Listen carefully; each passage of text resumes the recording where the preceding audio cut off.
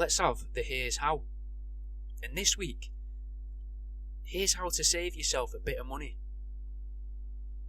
Stop making friends. Cut off most family members. They're just an expense. Yeah, they might not want things from you, but they want your time, and that time could be spent making you money. Buy a carpet cleaner rather than renting one. Usually the money isn't that much different between buying one and renting one anyway, except you haven't got to worry about getting it back on time and rushing your cleaning. You can do it at your own pace, using your time more effectively. Burn all your baby photos and all actual photos. Not only are these things evidence of a past that the big day won't want people knowing about in 100 years, but it's also taking up space in your home. Space that could be used to store all of your bulk buys. Bulk buy everything. You can save about 13p by buying higher quantities of toilet paper. Just like if you buy bottled soft drinks, it's usually cheaper than buying canned soft drinks at the same volume. Get yourself down to wholesalers and buy yourself the kilo tubs of coffee granules, or better yet, buy the biggest bags you can from Double Drop Coffee and make it last longer. Repurpose one of those washers that they have in European bars. Like, I don't mean the weird blokes that stand in the toilets trying to offer you sweets, but the device on the bar itself that shoots water into glasses whilst they're being held upside down. It is my assumption that they'll be stronger in force than your average bidet, cheaper than having a bidet plumbed in, and because of the concentrated jet of water, use less water than your average bidet, and that will save you money all around.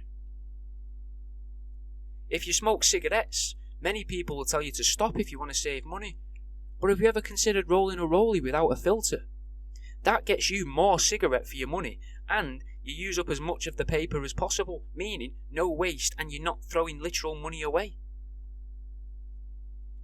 Sure, porn's free on the internet, but did you know that there are real people living in other buildings? And sometimes, due to human error, these people may accidentally leave their curtains open whilst pleasing themselves or others. This means you're using less of your internet downloads, saving valuable megabytes which you could sell back to your internet provider, and it could also get you a bit of exercise too if you was to get caught. Shave your head. The androgynous look will win over loads of younger people. It'll also mean that you no longer need to shower.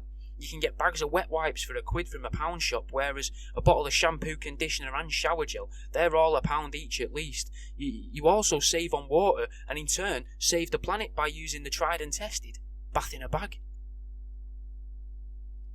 Only use condoms for special occasions. No more posh wanks, no more playing it safe. A child is an investment in your own future. Brought into the world kicking and screaming, that little bundle of joy could actually be a bundle of cash. The everyman's golden goose, and if you get a lot of women pregnant, then you can look forward to harvesting all their incomes from child benefits. It's recommended that you be an absentee father though too, because this will incentivise the many children your lovers have spawned to be quote unquote better than their dad, which means that they may go on to be successful, and you can quite possibly reconcile with them in their futures and get a little bit of money from them now that you're elderly and quite possibly broke.